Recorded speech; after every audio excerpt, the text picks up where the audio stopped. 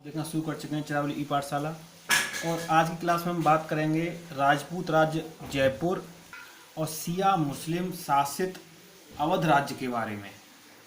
बात करते हैं हम राजपूत राज्य जयपुर के बारे में। जयपुर में स्वतंत्र राजपूत राज्य की घोषणा जो की थी वो की थी जय सिंह द्वितीय नाम के व्यक्ति ने। ऐसा नहीं है कि इससे पहले राजपूतों का जयपुर या उसके आसपास के क्षेत्र पर कोई अधिकार नहीं था, बिल्कुल था। आपने ध्यान देना, अकबर के समय से ही जो भारमल और मानसिंह का समय था ये उसी के राजवंश से संबंधित, उसी राजवंश में से आता है जय सिंह द्वितीय। वो जो आपको याद हो तो उनका कौन सा वंश था, कच्छवाहा वंश, तो उसी कच्छवाहा वंश से आते हैं जय सिंह द्वितीय। तो हमने उन बीच के लोगों की बात क्यों नहीं की? बीच के लोगों की बात इसलिए नहीं की क्योंकि अब तक जय सिंह द्वितीय से पहले तक जितने भी शासक थे वो सब के सब मुगल राज्य के अधीन आते थे, वो स्वतंत्र नहीं थे। लेकिन जय सिंह द्वितीय ने पहली बार स्वतंत्र राज्य की घोषणा की थी, इसीलिए हम जय सिंह द्वितीय के बारे में पढ़ना हमें आवश्यक है। अब बात करते हैं जय सिंह द्वितीय के बारे में। जय सिंह प्रथम कौन थे? जय सिंह प्रथम अगर आपको याद हो तो जय सिंह प्रथम वही व्यक्ति थे जिसने छत्रपति शिवाजी के साथ पुरंदर की संधि की थी। आपको याद हो, जिसको औरंगजेब ने भेजा था शिवाजी को घेरने के लिए, और उसने पुरंदर का किला घेरा था और वहां पे शिवाजी और जय सिंह प्रथम के बीच में संधि भी हुई थी। तो जय सिंह प्रथम वो व्यक्ति था। और आज हम जिस व्यक्ति के बारे में बात कर रहे हैं उस व्यक्ति को हम जानते हैं जय सिंह द्वितीय के नाम से। इस जय सिंह द्वितीय के बारे में जान लेते हैं। इनको कुछ उपाधियां भी दी गई थी। तो इनको जो सबसे पहले जो उपाधि मिली थी वो मिली थी सवाई की उपाधि, सवाई। और इस उपाधि को दिया था औरंगजेब ने। ये उन्होंने लिखित में नहीं दिया था, इसको ऐसे ही बोल दिया था अपने दरबार में कि आप सवाई। सवाई का मतलब क्या होता है? सवाई का मतलब है कि औरंगजेब ने जय सिंह द्वितीय को बोला था कि आप मेरे नज़र में जितने भी राजा और छोटे मोटे जो भी अधिपति हैं उनकी तुलना में आप सवा गुना वीर और सवा गुना दिमागी शक्तिशाली हो, इसीलिए इनको बोला गया था सवाई, यानी कि सवा गुना। तो ये जो उपाधि थी इन्होंने मौखिक उपाधि जो दी थी वो दी थी औरंगजेब ने। उसके बाद हालांकि जय सिंह को सवाई जय सिंह कहा लोग कहते थे, लेकिन लिखित में ये उनके पास उपाधि नहीं थी। तो इस जो लिखित में जो उपाधि दी थी वो दी थी औरंगजेब के पुत्र फर्रुखसियर ने। तो यानी कि एक फरमान जारी किया, मुगली फरमान। उस फरमान में लिखा कि आज से आपको जो भी है सवाई नाम से जाना जाने लगा। तो मौखिक किसने दिया? औरंगजेब ने। और लिखित में किसने दिया? फर्रुखसियर ने। उसके बाद इनको एक उपाधि मिली थी मिर्जा की। ये मिर्जा की उपाधि दी थी जहांगीर शाह ने। मिर्जा मतलब होता है, ये उर्दू भाषा का शब्द है, इसका मतलब होता है राजकुमार। उसके बाद एक और उपाधि थी इनके पास, वो थी राजेश्वर, यानी कि जितने भी राजा हैं उनमें आप सबसे महान हो। तो वो जो उपाधि थी वो दी थी मोहम्मद शाह रंगीला ने। तो ये तो है इनकी उपाधि। अब बात करते हैं जय सिंह सवाई जय सिंह या मिर्जा राजा सवाई जय सिंह के बारे में। तो ये जो थे एक बहुत ही विज्ञान प्रेमी और महान खगोल शास्त्री थे। खगोल शास्त्री यानी कि जितने भी आप सौर मंडल या जिससे भी संबंधित जो भी चीज़ें हैं उनके बारे में इनकी बेहद अधिक रुचि थी।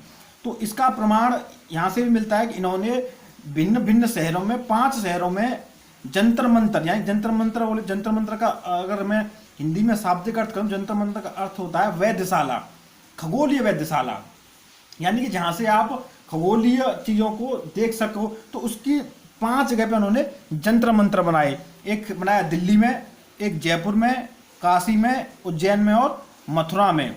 हालांकि आज की डेट में मथुरा में जंतर मंत्र कहीं भी अस्तित्व में नहीं है। वो 1857 की जो पहली क्रांति थी उससे पहले उसको नष्ट कर दिया गया था। लेकिन 4 जगहों दिल्ली, जयपुर, काशी, उज्जैन आज भी जंतर मंतर है। दिल्ली का जंतर मंतर तो आप बेहद फेमस है, आए दिन यहाँ पे धरने वगैरह होते रहते हैं। लेकिन 5 के 5 जंतर मंत्रों में सबसे बड़ा जो जंतर मंत्र था वो बनाया था इन्होंने जयपुर में। और ये जयपुर का जो जंतर मंत्र है ये यूनेस्को के विश्व धरोहर में भी शामिल है।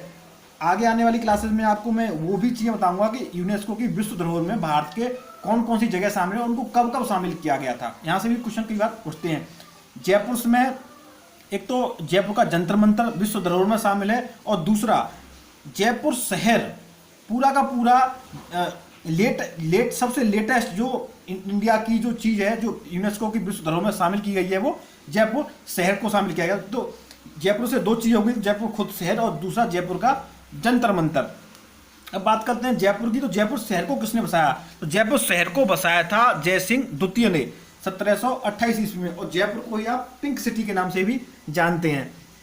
ये जय सिंह द्वितीय एक बार क्या हुआ कि ये आमेर की जो रियासत थी आपको बताइए, तो वहाँ पे एक आखी अठियानी के क्या बोलते हैं उसको, शिकार खेलने के लिए गए थे।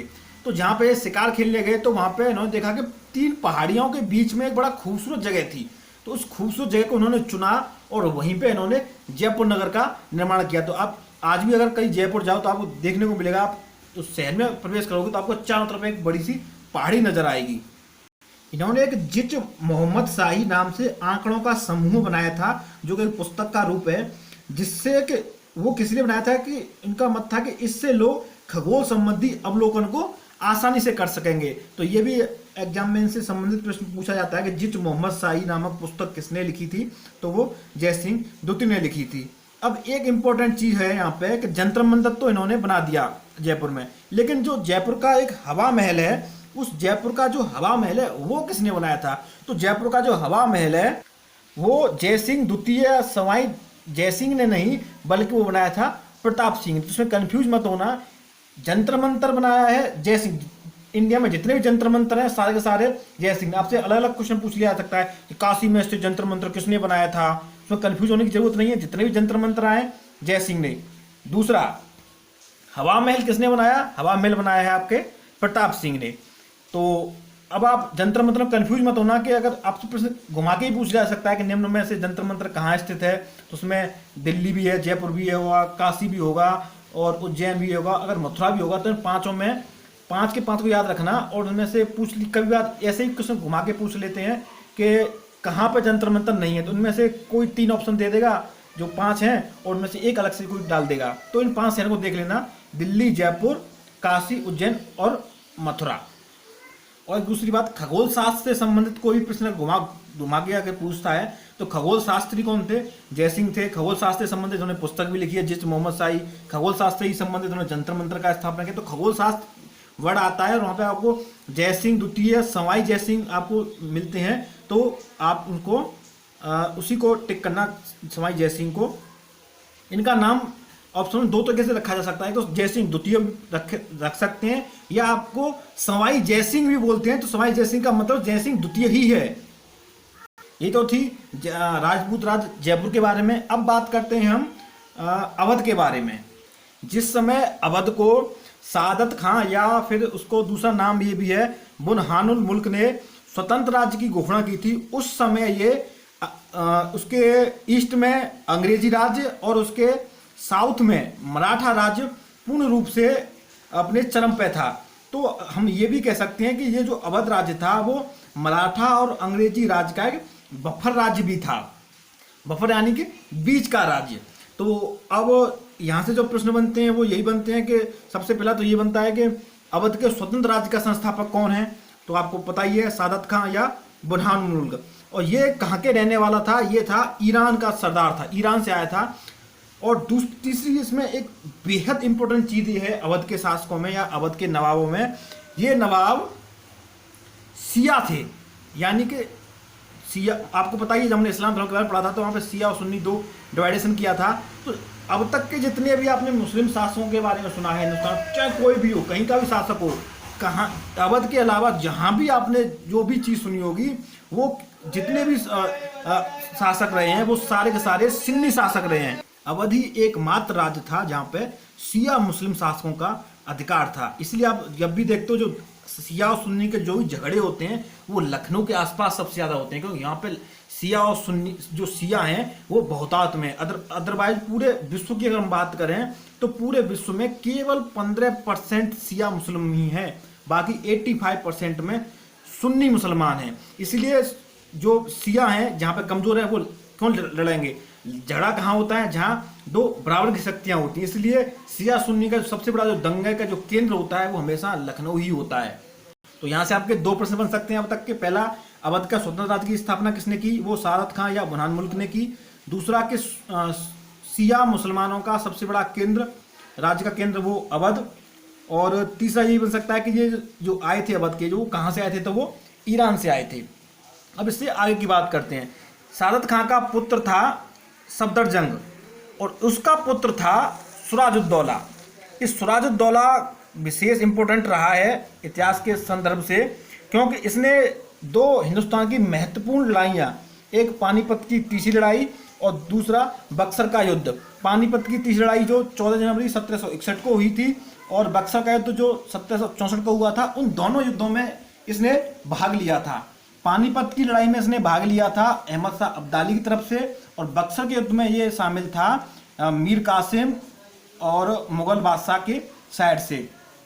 तो प्रश्न यहाँ से ये बनता है कि पानीपत की तीसरी लड़ाई में अवध के किसने अपने भाग लिया था, तो सुराजुद्दौला था, या बक्सर की लड़ाई में किसने भाग लिया था, वो सुराजुद्दौला था। और आपको पता ही है कि पानीपत की तीसरी लड़ाई में अहमद शाह अब्दाली ने मराठों को हरा दिया था और जो बक्सर की लड़ाई हुई थी उसमें मीर कासिम, सुराजुद्दौला और शाह आलम की हार हुई थी, उसमें अंग्रेजों की जीत हुई थी। और इसी जीत के बाद आपको पता ये भी है कि इलाहाबाद की दूसरी संधि भी करनी पड़ी थी। तो ये जब हम शाह आलम के बारे में पढ़ रहे थे तो ये इलाहाबाद की संधि के बारे में हमने वहाँ पे जिक्र भी किया था और इसका विस्तार रूप हम जिक्र जब करेंगे जब हम बंगाल के बारे में पढ़ रहे होंगे। ये मैंने आपको तब भी बताया था कि जब हमने कनेक्टिंग जो क्लास बताई थी तो मैंने क्या बताया था कि जो बक्सर का युद्ध होगा उसको हम कम से कम 4 बार पढ़ेंगे। एक बार तो जब हम पढ़ेंगे जब हम इनको मुगल बादशाहों को पढ़ रहे होंगे, तो जो मुगल बादशाह पढ़ रहे थे तब भी हमने बक्सर के युद्ध का हमने जिक्र किया था। उसके बाद मैंने आपको बताया था कि जब हम अवध को पढ़ रहे होंगे, आज जब हम अवध को पढ़ रहे हैं तो मैंने कहा तब भी हम बक्सर के युद्ध का जिक्र करेंगे, तो आज बक्सर के युद्ध का जिक्र हमने किया। फिर मैंने बताया था कि जब हम बंगाल के बारे में पढ़ रहे होंगे तब भी बक्सर के युद्ध का जिक्र आएगा। तो बंगाल का विस्तृत जो बक्सर का युद्ध हम पढ़ेंगे वो बंगाल के बारे में संदर्भ में पढ़ेंगे। उसके बाद मैंने बताया था जो अंग्रेजों के बारे में जो हम पढ़ेंगे, अंग्रेजों का आगमन, तब भी हम थोड़ा सा जिक्र करेंगे बक्सर के युद्ध की, क्योंकि बक्सर के युद्ध का पूर्ण जिक्र हम बंगाल के समय पर कर चुके होंगे। तो अब हम तो पढ़ रहे हैं, इसलिए मैं आपको ये तब भी बताया था, आज भी मैंने इसको इसलिए आपको याद दिलाया है। यहाँ पे केवल इतना ही कि सुराजुद्दौला जो था उसने पानीपत की तीसरी लड़ाई और बक्सर की लड़ाई में भाग लिया था। सुराजुद्दौला से यही इंपॉर्टेंट चीजें बनती हैं। एक तो ये कौन कौन से युद्ध में भाग लिया, तो पानीपत की तीसरी लड़ाई में भाग लिया, बक्सर के युद्ध में भाग लिया और इसने इलाहाबाद की जो दूसरी संधि हुई थी वो हुई थी सुराजुद्दौला और हेक्टर मुन्नो के बीच में। तो ये भी यहाँ से प्रश्न बनता है। तो 3 प्रश्न यहाँ से बनते हैं।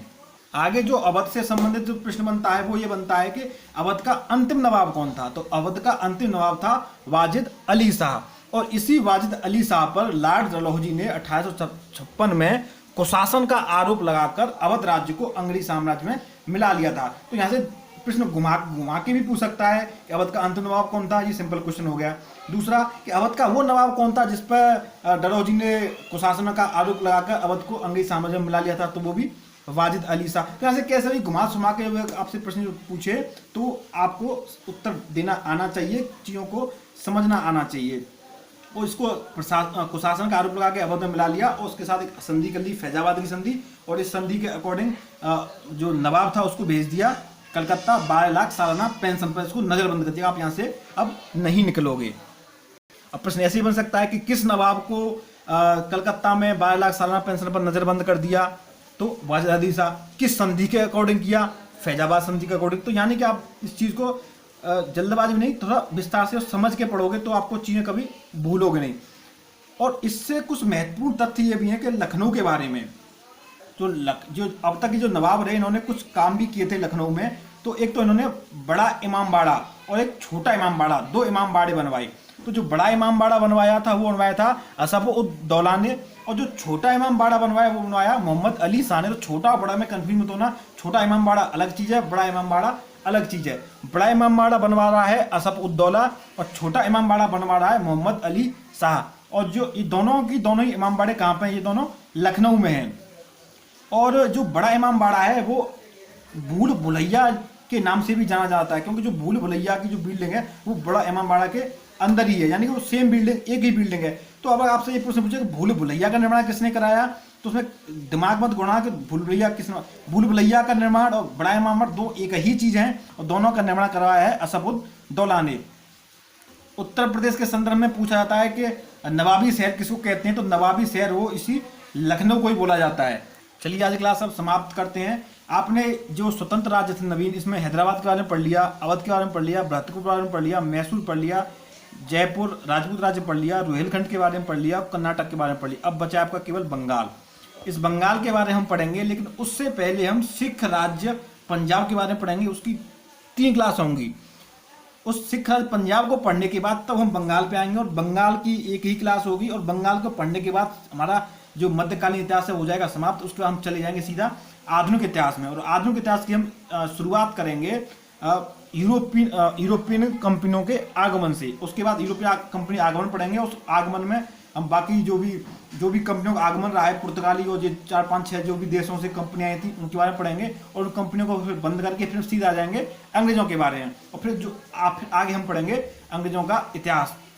उसमें 1857 में क्रांति होगी, कांग्रेस की स्थापना होगी, गांधी योग आएगा, धर्मवादी योग, चरमवादी योग, और फिर आ जाएगा आपका पूरा स्वतंत्रता आंदोलन। तो चलिए समाप्त करते हैं आज की क्लास। Bye bye.